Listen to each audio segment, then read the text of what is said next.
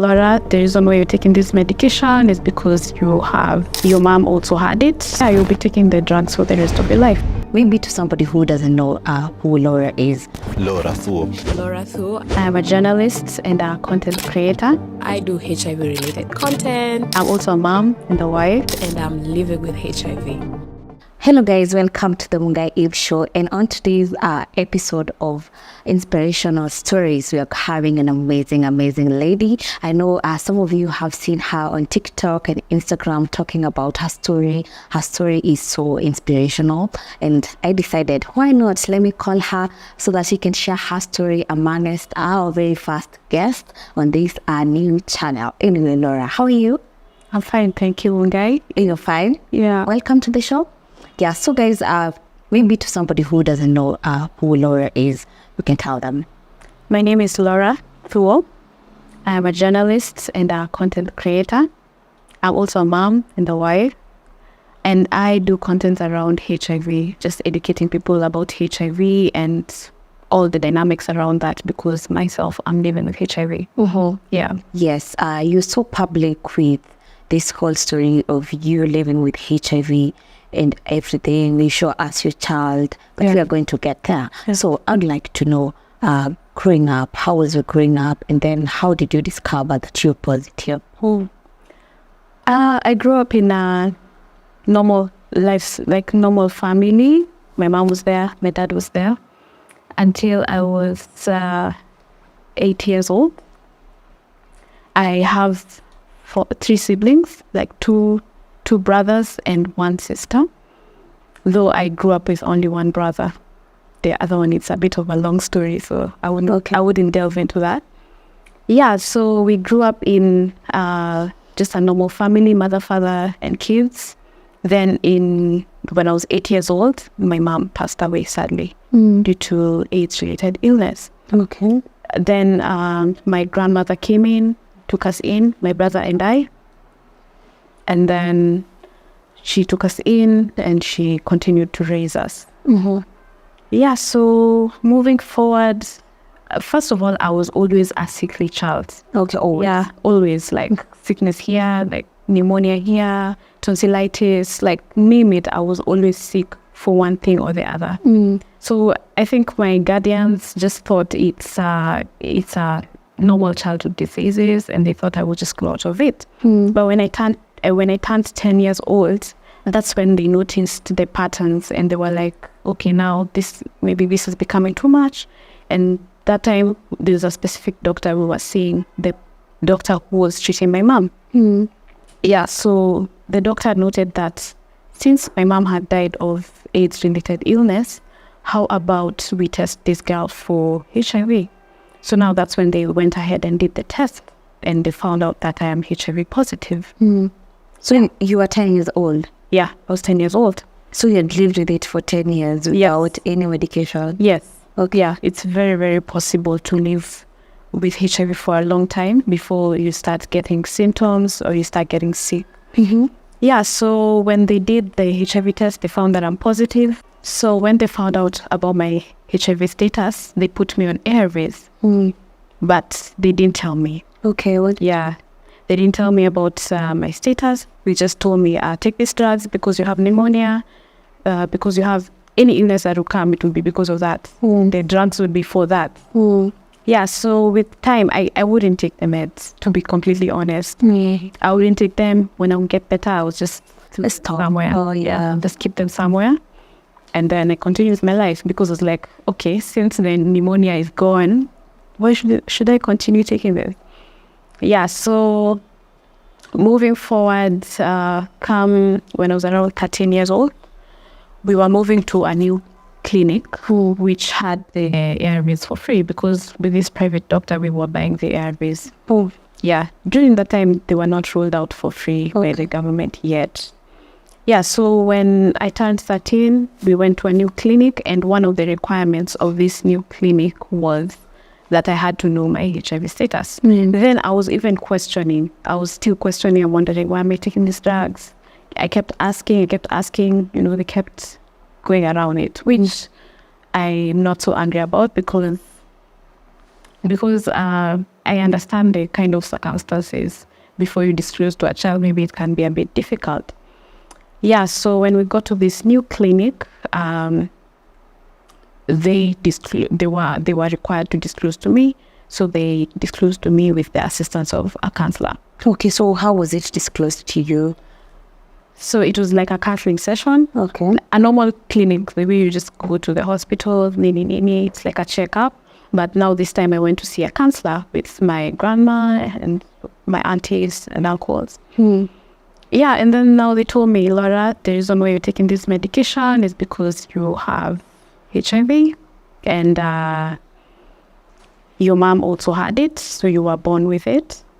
And yeah, you'll be taking the drugs for the rest of your life. Okay, by that time, were you, did you have the knowledge on what HIV is?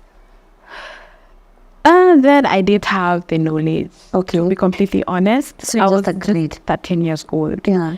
And the knowledge I had about HIV was from science class. Like, if you remember science class, there was always these images of scary looking people, and AIDS, AIDS kills. That was the general message about HIV. So that's all I knew, and I thought that was my fate. Because I also saw my mom. I'm like, oh my God, probably I'm going on the same route. But they really, really reassured me. They were like, no, if you take these drugs well, you're going to be better, you're going to have a fulfilling life. But then I couldn't see it. Yeah, so when I was 13 years old as well, I developed an infection, tuberculosis as well. Because the drugs I was not taking them well. So I still got sick. Yeah, so I got really, really sick. At some point I even had to get out of school because I had to be admitted. I had a swelling right under my jaw, and they had to surgically remove it because it was infected with TB. Yeah, because TB has this thing where it can affect any part of your body, not only the lungs. It can go beyond the lungs. It can go to your spine. It can go to your liver, your organs generally. So it infected I think it's a salivary gland or a lymph node. Yeah. Okay, so how did you receive the news as a child?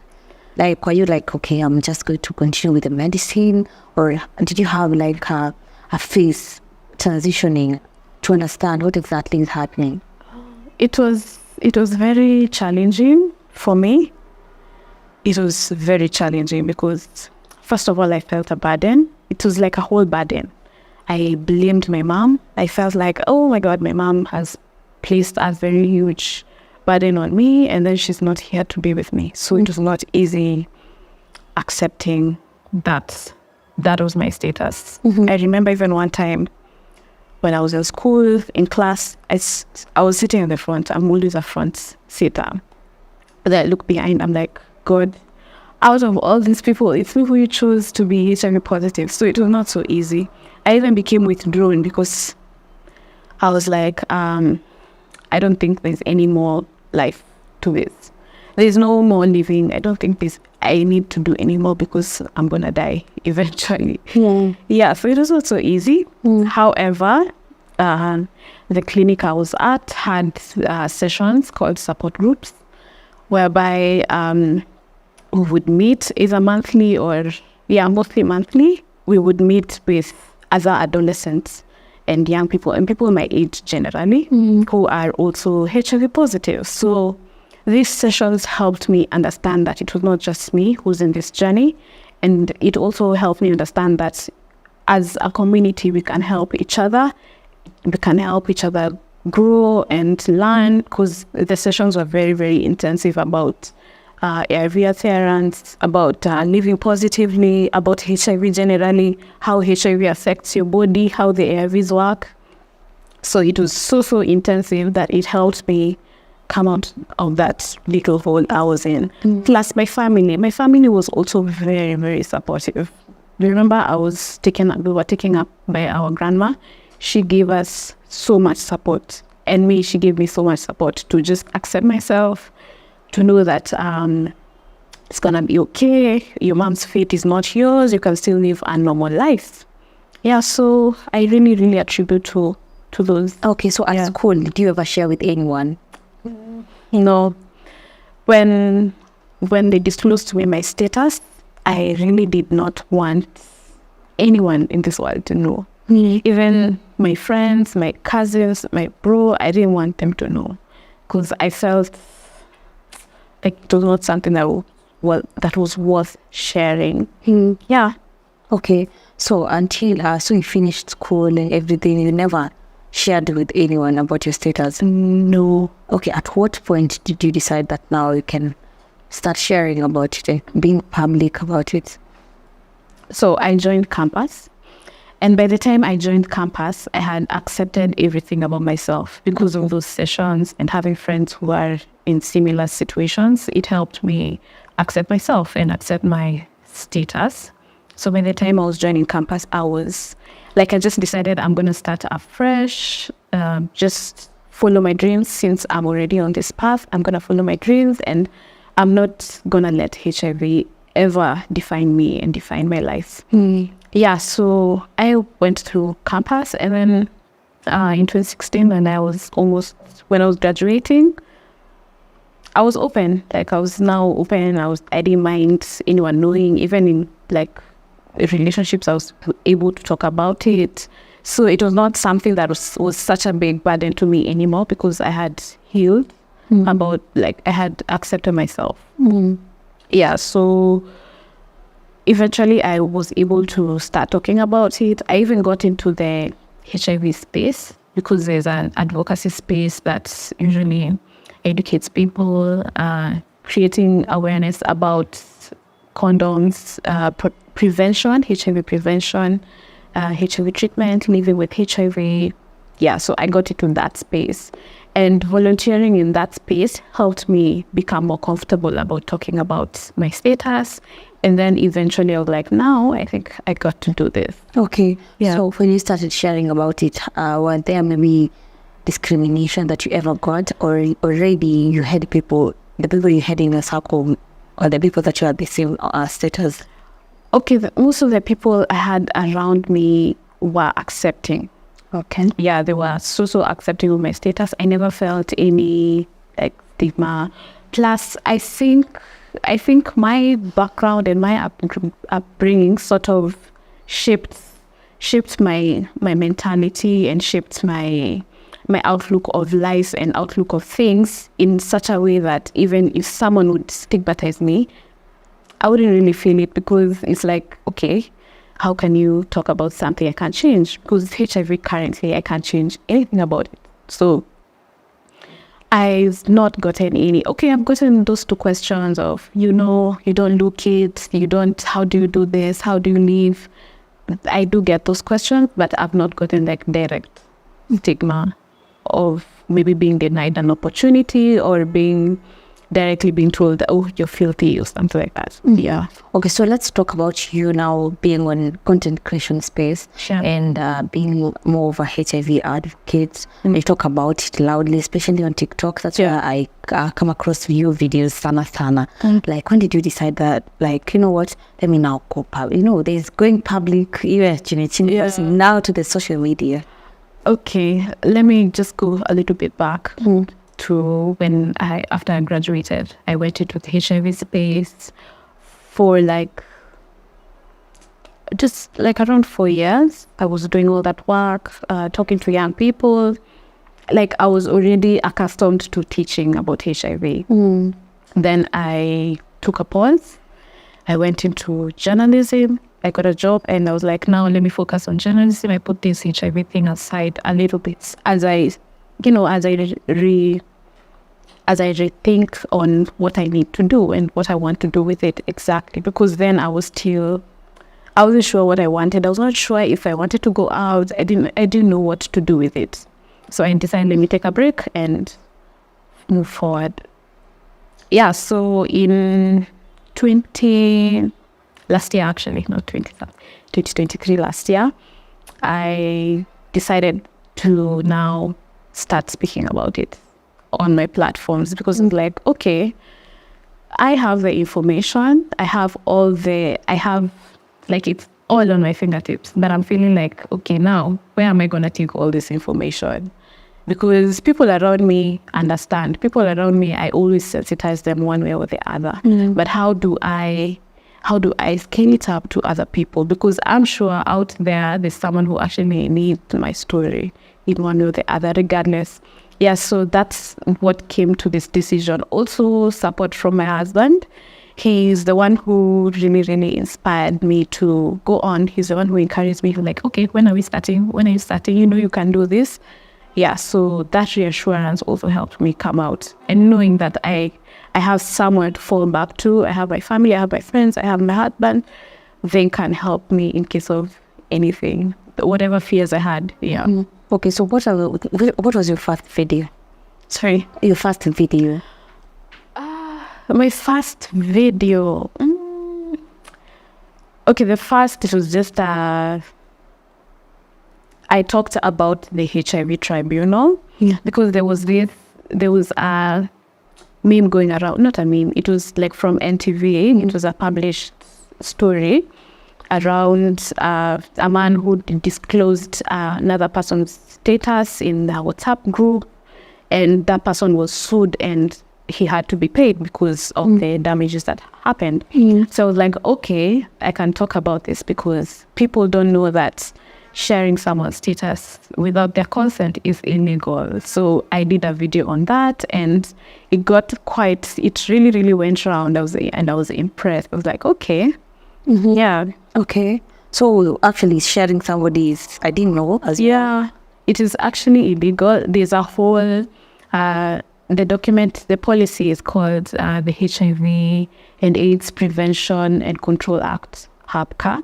And from there, it stipulates that you cannot share, even a medic or a medical practitioner or a nurse, they cannot share your status to anyone, even your family, without your consent. Yeah. Okay. You've mentioned about your husband. Yeah. I'd like to know, like, after you've told us after completion of the campus, you got a job and everything, like, when did you decide, like, you know what, despite everything, it's time to start a family, and how has it been for you? Okay, let me actually mention that when I found out about my status, I remember making a vow to myself that I would never get married and I would never have children. Like, that was so concrete with me, because of like, there's no way I'm passing this down to anyone. So that was always my vow, and I made sure I kept to it through always disclosing my status. So everybody used to tell them? Yeah, everyone. If you're getting a relationship? Yes. Like, let's say 99, I disclosed, because I was like, you need to know, like, what you're getting into. Okay, what was the reaction? The reaction wasn't so bad, because I only had like a couple of bad reactions. Some of them thought I was pretending because I don't look like HIV. Of course, because people have a mental picture of what HIV looks like. So some of them would tell me, you're lying. You're playing, until they see you taking your drugs and like, oh, I think it looks real. Yeah, and so, okay, I didn't get so much like bad reactions from people, because I would always make sure that as I'm disclosing, I also give you the information of how either we're gonna live, gonna have kids, how we're gonna have sex, all that. What kind of dynamics are those? Yeah, so eventually it would stop being an issue. Yeah. Okay. So are there maybe people that you're in a relationship with that marked off when you told them, but you know what, this is my status? Okay, for me, I would always tell someone at the beginning of a relationship. It is sort of like self-preservation, because I'd be like, just know from the beginning so that we know if we're moving forward or not. So I would always make sure it's from the beginning, so that ukiingia hapa, like, just know this is it. Like, you would freak out seeing my drugs in my house or see me taking my drugs. You'll know what's going on. Yeah, so most times, as I would disclose at the beginning of a relationship, we would proceed with a relationship. I've only had one instance where, like, along the way, the status started becoming an issue. And then I wouldn't realize it. I didn't realize it, but now in retrospect, I realized, by the way, some of these things were actually targeted towards my HIV status, and I didn't realize. Yeah. So there was those. Okay, so when did you break this vow? You had a vow. Yeah. Okay, with time and with acceptance, I started realizing, oh, by the way, I can have a family. Oh, by the way, I can have a partner and I can have a child. Because then, being born with HIV, I felt like if I have a kid, I'm going to give that baby HIV. So like, let me just not have. But with time, as I came to understand, okay, this is how you have kids and prevent HIV from getting to them, and this is how you have a spouse, that's when my mind changed subconsciously. Yeah, so like a fuguka, like nikaingia soko rather. Yeah. Okay, so when did you get into marriage now, not even relationship? That's around 2020. Okay. After a couple failed relationships, couple heartbreaks. But I never gave up on love, because I decided, okay, since I really do want to have a family and I want to have a relationship, let's do this. So you had made your mind that you want a relationship? Yeah, I had made up my mind. I'm like, okay, now I can have a family and now I can have kids. Okay, maybe a quick one. Like, are you looking forward to get maybe somebody who you're of the same status, or you didn't mind? Well, I didn't mind a HIV negative person, and I don't mind a HIV positive person. But I just had a preference of HIV negative people. And this should not look like anything like bad towards people living with HIV. They're amazing people. I dated some of them who are HIV positive, and they're amazing people. But I just felt like I wanted something different, so that maybe we can have some few different things in the relationship. Okay. Yeah. So the main reason that you wanted a negative person is because maybe of the you wanted to experience something different in terms of maybe being just the only one taking drugs. Yeah, just that. Yeah, and not having just that. Okay. And that's what you got. Yeah. Okay. And how do you define a relationship? Of course, I see you sharing a story na mtoto wako pale TikTok. There's a video, actually the video that I came across of you telling people that when you after months of breastfeeding your child, and then they turn out they are negative actually. And so maybe you can tell us, how has it been like you being in the relationship, raising your child, and also maybe you can mention like how have you done it? I'm sure maybe there are people who don't know. Yeah. Okay, so first of all, a relationship between HIV positive and a HIV negative is called a HIV discordant relationship. That's a technical term that they use to just try to, it's like to categorize it. So me and my husband are in a discordant relationship. And there's another concept called U equals U. That is undetectable equals untransmittable. So this concept basically means that if a person living with HIV takes their drugs well, like as prescribed and as prescribed and consistently, they can get to a level where their viral load is like the amount of virus in the blood, becomes undetectable. And when they're at this stage of being undetectable, they cannot transmit to anyone, to their negative partner. Yeah, they can't transmit. Yeah, so that's the concept we use in our discordant relationship. As long as I take my drugs daily, as prescribed at the exact same time, I remain undetectable. It means that I protect my partner from getting HIV. Yeah, so that's the dynamic of a relationship. Yeah. Okay, does it mean that you know, I see the comment section and people are always like, oh, do you have to always use protection in such questions? Does it mean that if you adhere to your medication, you really don't have to? Yeah, you don't have to, because you get to a point called undetectable. As long as you're undetectable, you cannot transmit. That's a fact, even proven, and written down by the WHO, the World Health Organization. So that's a message that's coming out across for people living with HIV, preventing HIV from getting to other people. So that's a proven fact. Okay, so for how long are you going to take these meds so that you can be You can't be undetectable within even 6 months of taking your drugs well. Okay. Yeah. So even if you start your ARVs today and 6 months from now, you can be undetectable and you'll be okay with even your HIV negative partner.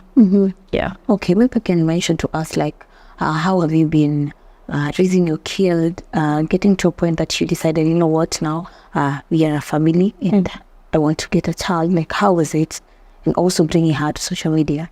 Okay. Having a baby, it was just a decision we had with my partner. We were like, okay, now let's move forward with this family. I got pregnant. And pregnancy was a ghetto for me because I had intrusive thoughts. In as much as, yes, I was okay with my status, I had these intrusive thoughts about, okay, what will I pass it to my baby?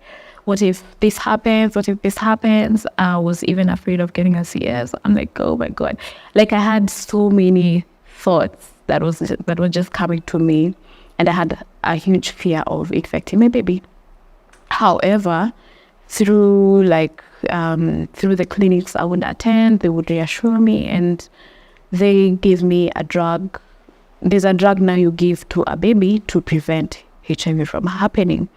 So like for me, they gave it to me when I was 7 months pregnant, because they were like, at 7 months, most likely you're more likely to give birth from 7 months. Like anything can happen, you get a baby, you can even get an emergency CS.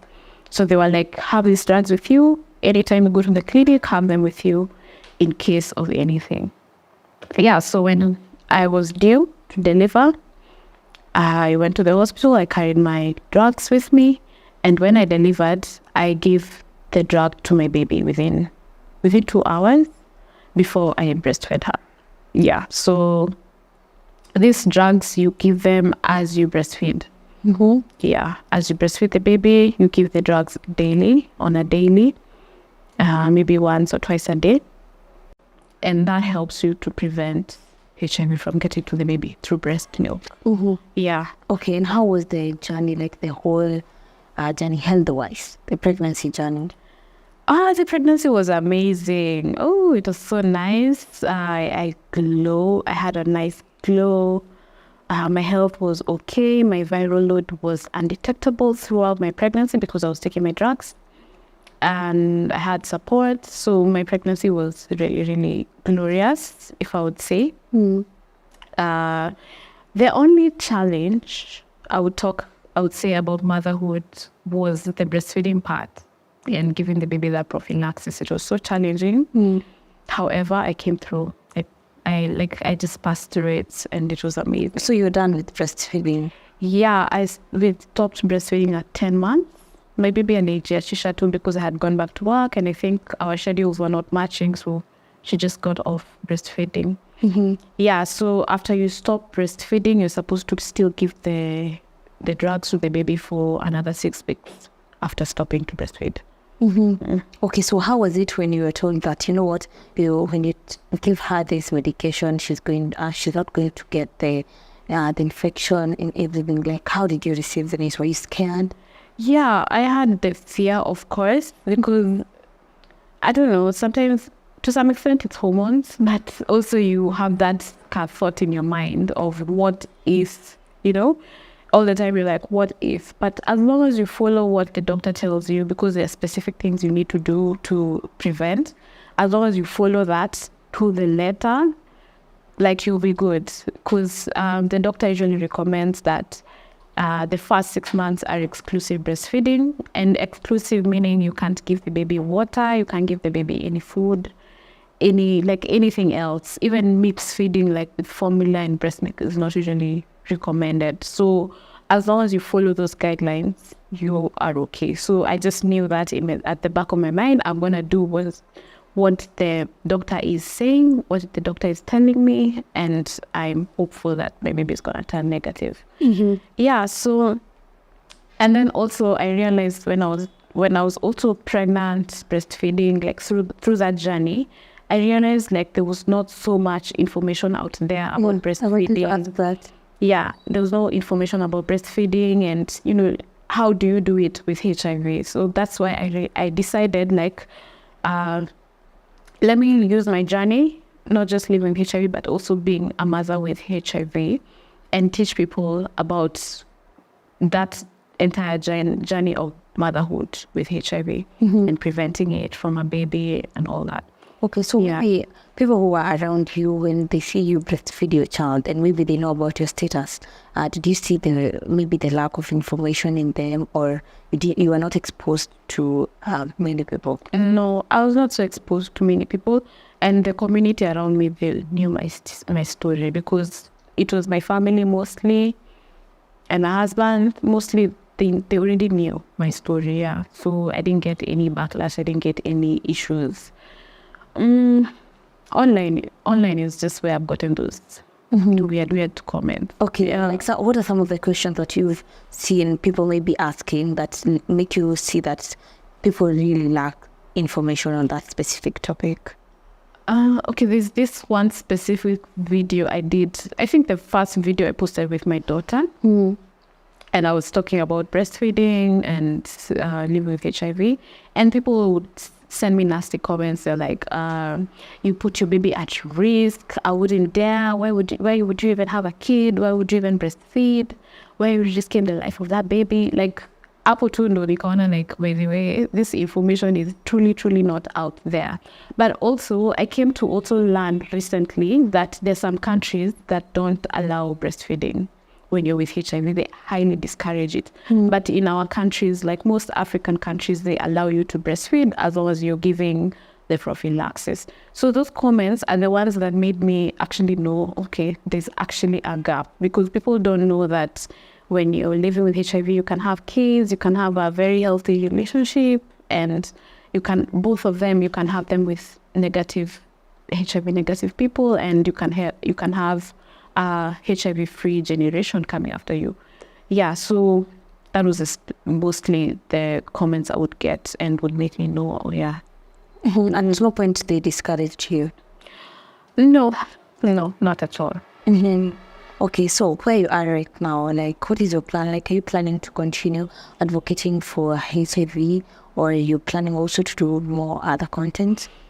I'm planning to do a more wholesome content. Because, I like teaching about HIV, but also I would like to show people other aspects of my life, and just letting people who have HIV know that my life can be normal. Life is so normal. It's not the end. Yeah, and it's not the end even for that person who has been diagnosed with HIV. Yeah, so I'm looking into more wholesome content, continuing to throw in the little information, but at the same time doing more content around my daily life. Yeah. Okay, throughout this journey, maybe, what can you say that has been really supportive to your journey? Throughout, like from the beginning? Yeah. I'm going to say my grandma. My grandma has been super supportive. Even me going public about my status, she's always been like, yeah, that's good, because that's the kind of thing she wanted for me. And she was like, as long as you're healthy and you're following your purpose, then she's really supportive. She's always been supportive of all my work, regardless of how cheeky it looked or how weird it sounded. Yeah. Okay, have you gotten a chance maybe to interact with young people that are HIV positive now that you've grown, you're older? Like, young people come out when you're 10 years, 13 years, like when you discovered you're HIV positive? No, right now, since I started my content, no, but before, I would really interact with them, because I would go to like support groups and just teach and show people community. I would go for activities where I'm giving like people treatment literacy lessons. Yeah, but right now I've not been able to sort of strike the balance. Yeah. Is it something that you'd love to? Yeah, definitely. I would love to interact with younger people. And just going out in the community and telling people like, yeah, I'm doing this, you can do it too. Yeah. Okay, at any point maybe you interacted with some people who had lost hope and everything? I interact with them almost daily on my platforms because people reach out to me daily with actually almost every day someone comes to me like, oh, I just discovered my status. Oh, last week I found my status, I'm pregnant, I'm losing hope. Oh, I'm looking for friends, I'm feeling lonely. Yeah, so I interact with so many people on my platforms who usually like they tell me their issues and they want me to help them in one way or the other, or to guide them, okay, this drug has a side effect, what do I do? Or what kind of, just generally about living with HIV, how do I disclose? All those issues, I usually get them on my DMs. Okay, of course your DMs, you get a lot of them. How do you manage to talk to each and every person? I try, and where I can't, I usually ask my husband for help. Yeah, I just ask him to help me respond to some of them, and because he's also in capacity to give some advice from what he knows. So sometimes I ask him to help me just go through them and see what kind of solutions we can give these people. Yeah. Okay, maybe as we finish up, what would you tell somebody who is out there living with HIV living with HIV? Sorry.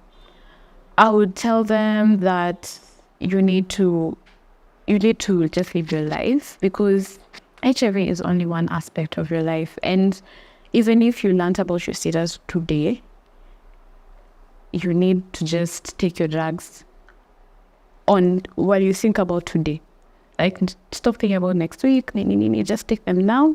We're going to think about tomorrow. Yeah, and I would also like to tell them that HIV is it's a tiny disease that lives in our body, and it doesn't define you. It doesn't define anything that you're looking to do. It shouldn't define any aspect of your life. Yeah.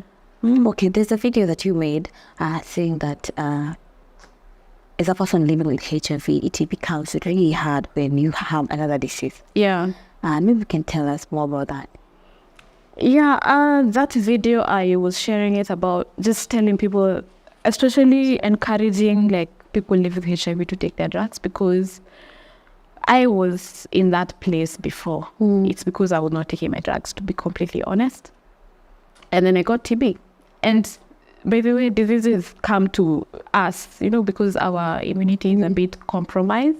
So diseases come to us in a different way. You can even have a homa and it can even take you out because it comes in a different way. Yeah, and that was my experience with TB, because I felt like I nearly experienced death with TB because it came so badly on me. Yeah, so that's why I did that video. It was sort of humorous. It was not to share any fear to people or anything. It was just to sensitize about HIV. Yeah. Okay, and where we are as a country, do you think nowadays people are more informed when it comes to the disease? Definitely, people are more informed, but there's always, I don't think, okay, let me quote someone who I look up to, and she's a leader in the HIV, this HIV space. She said that, her name is Dr. Marsha. She's the CEO of the National Syndemic Disease Control Council. And she said that we should not confuse progress with success. And in as much as, yes, there's information out there, the services are there and they're accessible, we should not confuse that with success, because there are people out there, this information has not reached them. And if this information has reached them, imewafikia kama misinformation, like maybe it's misinformed or they've just hearsay. So I think we've made a lot of progress, but we are not there yet. The stigma is still there, because there's still people who come to me and they're like, oh, I disclosed to my partner and they kicked me out, or I disclosed and they didn't want anything to do with me, which means the stigma is there. Okay, so what did you tell somebody who is out there and also not living with HIV? My main message for a person who's not living with HIV is that you equals you. Undetectable is equals to transmittable. Untransmittable, let me say it again. You equals you. Undetectable is equals to untransmittable. So if you meet someone who's living with HIV out there, just support them, because as long as they take their drugs, they will not be infectious to you. Yeah, so that's the main message to people who are out there and they're HIV negative. Just support the cause and don't be that person who is out there just stigmatizing people or throwing out negative comments about people, because it can happen to anyone at any point. It takes maybe even less than a second for someone to get infected. So it's important to share empathy to people always, regardless of whether they're positive or negative. And HIV currently doesn't have a look. So you can't say, this one looks positive, this one doesn't look positive. So that's the main message. And also HIV testing, always go for your routine HIV tests and ensure that you protect yourself, use condoms. Don't just go be with people who are of unknown status to you. Yeah. Okay. Thank you so much, Nora, for sharing your story with us. Really appreciate, and I'd like you to mention to my people who are watching where they can find you in case maybe somebody would like to get some information, your social media handles. Okay. Where should I look at the camera? You can look at the camera. Okay, so hi. My platforms, I have two most active platforms are my Instagram and my TikTok. On TikTok, you can find me at Sheshi Thuo. Sheshi Thuo, like Sheshi, SHE, 3 I's, Thuo. And on Instagram, you can find me as Wangeshi, like W_Ngeshi. But generally, if you search Laura Thuo, you're gonna find me. You're gonna find me on all platforms, even Google, LinkedIn, Facebook, all those platforms. You're gonna find me. Yeah. Well, thank you so much, and I really appreciate, guys. It has been the Mungai Eve Show on the segment of inspirational stories, and I hope you guys have taken that time to subscribe. Remember, guys, I told you that we are starting over again, and I believe we'll be higher. We'll do it more better. We've done it before, and this is the time. So make sure you take your time, hit that subscribe button. It's gonna mean a lot to us. Till next time, bye bye.